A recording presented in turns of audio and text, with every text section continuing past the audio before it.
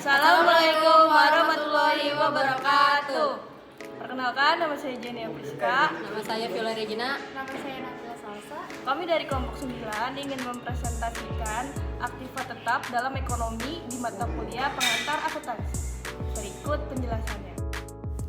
Aktiva tetap dalam ekonomi yang disusun oleh Viola Regina, Nabila Salsa Kirania, dan Jenny Apriska. Penjelasan akuntansi adalah proses yang berfokus pada pencatatan, pengklasifikasian, dan pelaporan transaksi keuangan untuk membantu perusahaan atau individu dalam pengambilan keputusan finansial. Pada dasarnya, akuntansi bertujuan untuk menyajikan informasi keuangan yang dapat diandalkan dan relevan bagi para pemangku kepentingan, seperti pemilik, manajer, investor, kreditur, dan pemerintah. Di dalam akuntansi terdapat bagian komponen yang penting, salah satunya yang kita bahas yaitu aktiva tetap. Aktiva tetap merupakan salah satu komponen dalam keuangan perusahaan yang meliputi aset berwujud yang dimiliki perusahaan untuk mendukung operasional jangka panjang.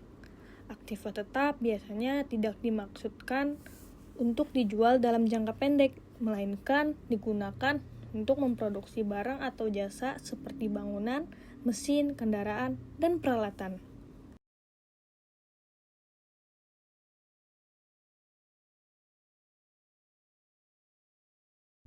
Pengertian aktiva dan aktiva tetap. Aktiva adalah kepemilikan aset, harta, dan kekayaan yang menunjang kegiatan perusahaan dan dapat ditukar dalam bentuk uang tunai. Seluruh aset perusahaan merujuk pada sumber daya baik fisik maupun non-fisik yang didapatkan secara transaksional dan timbul dari aktivitas masa lalu. Aktiva adalah komponen penting karena menunjang perjalannya kegiatan perusahaan. Tanpa adanya aktiva, perusahaan tidak akan bisa menjalankan roda bisnisnya sama sekali. Jadi sekecil apapun suatu barang, jika dibutuhkan dalam operasional usaha, maka namanya tetap aktiva. Aktiva tetap adalah aset yang digunakan dalam operasional perusahaan dalam jangka waktu yang lebih lama dan tidak dimaksudkan untuk dijual. Aktiva tetap sifatnya relatif permanen dan tidak liquid. Contoh aktiva tetap adalah gedung, gudang, mesin, peralatan, tanah, dan hak paten. Aktiva lancar dan aktiva tetap perlu memiliki keseimbangan yang baik agar perusahaan dapat beroperasi dengan efisien dan efektif. Neraca atau balance sheet adalah laporan keuangan yang menunjukkan posisi keuangan suatu entitas pada periode akuntansi tertentu. Neraca berisi informasi mengenai aset, kewajiban, dan modal perusahaan pada suatu tanggal tertentu. Neraca terdiri dari 3 unsur yaitu aset, liabilitas, dan ekuitas. Ketiga unsur tersebut dihubungkan dengan persamaan akuntansi yaitu aset sama dengan liabilitas plus ekuitas. Selain neraca, laporan keuangan perusahaan juga meliputi laporan laba rugi atau income statement, lalu ada laporan arus kas atau cash flow statement, lalu ada laporan perusahaan ekuitas atau statement of changes in equity, lalu ada catatan atas laporan keuangan atau notes to financial statements. Arti penting dari aktiva tetap. Aktiva tetap merupakan sesuatu yang penting bagi perusahaan. Selain digunakan sebagai modal kerja, aktiva tetap biasanya juga digunakan sebagai alat investasi jangka panjang bagi perusahaan. Mengingat bahwa tujuan dari pengadaan aktiva tetap adalah untuk modal kerja dan tidak untuk diperjualbelikan, sehingga proses pengadaan serta cara perolehannya juga harus diperhitungkan dengan tepat. Bagi perusahaan besar dengan modal yang besar pula hal itu mungkin tidak menjadi masalah. Bahkan dengan modal yang besar, perusahaan dapat memperoleh barang-barang modal atau aktiva tetap dengan cara pembiayaan secara tunai. Akan tetapi tidak demikian dengan perusahaan kecil dan menengah, misalnya kredit melalui pihak bank atau sewa guna usaha leasing. Sifat-sifat aktiva. Yang pertama itu memiliki bentuk fisik atau non-fisik. Kalau fisik itu biasanya untuk kegiatan operasional, yaitu mesin, sumber daya manusia, inventaris, dan lain-lain. Sedangkan kalau non-fisik itu kegiatan operasionalnya tidak berwujud. Yang kedua itu diperoleh dari kegiatan atau transaksi ekonomi di masa lalu. Sifat aktivanya adalah sumber daya berasal dari aktivitas yang timbul di masa lalu. Setiap transaksi ekonomi perusahaan dahulu akan berdampak pada hal-hal di masa sekarang, salah satunya aktiva. Yang ketiga itu dimiliki atau dikuasai suatu perusahaan atau badan. Sifat aktiva yang berikutnya adalah dimiliki dan atau dikuasai suatu perusahaan agar menghasilkan nilai-nilai lebih tinggi. Yang keempat, mendatangkan manfaat di masa depan. Mendatangkan manfaat di masa depan itu aktiva wajib memiliki sifat produktif yang artinya mampu menambah kas dan mengurangi hutang. Dan yang terakhir itu dapat dipinjamkan. Sifat aktiva adalah bisa dipinjamkan kepada pihak lain. Aktiva dapat dipindahtangankan ke perusahaan atau badan lain tanpa menghilangkan status kepemilikan dari perusahaan pemiliknya.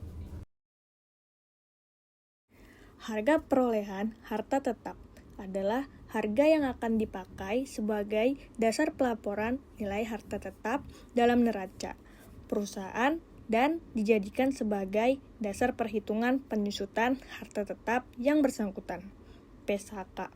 PSAK adalah Pernyataan Standar Akuntansi Keuangan nomor 16/14, yaitu biaya perolehan suatu aktiva tetap adalah terdiri dari harga belinya, termaksud bea impor, dan PPN atau PPNBM, bea masuk, dan biaya lain yang dapat diatribusikan secara langsung dalam membawa aktiva tetap yang bersangkutan dapat bekerja dan dipergunakan.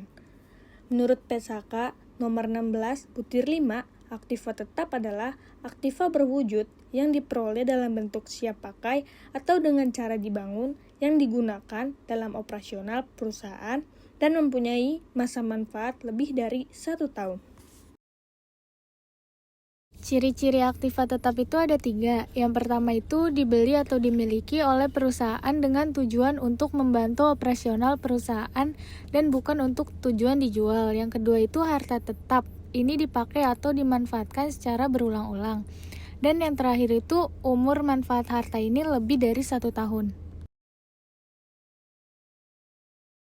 Metode perhitungan aktiva tetap. Yang pertama ada metode garis lurus. Penyusutan harta berwujud atau aktiva tetap dalam metode garis lurus atau straight line method dilakukan dalam bagian-bagian yang sama besar selama masa manfaat yang ditetapkan bagi harta tersebut.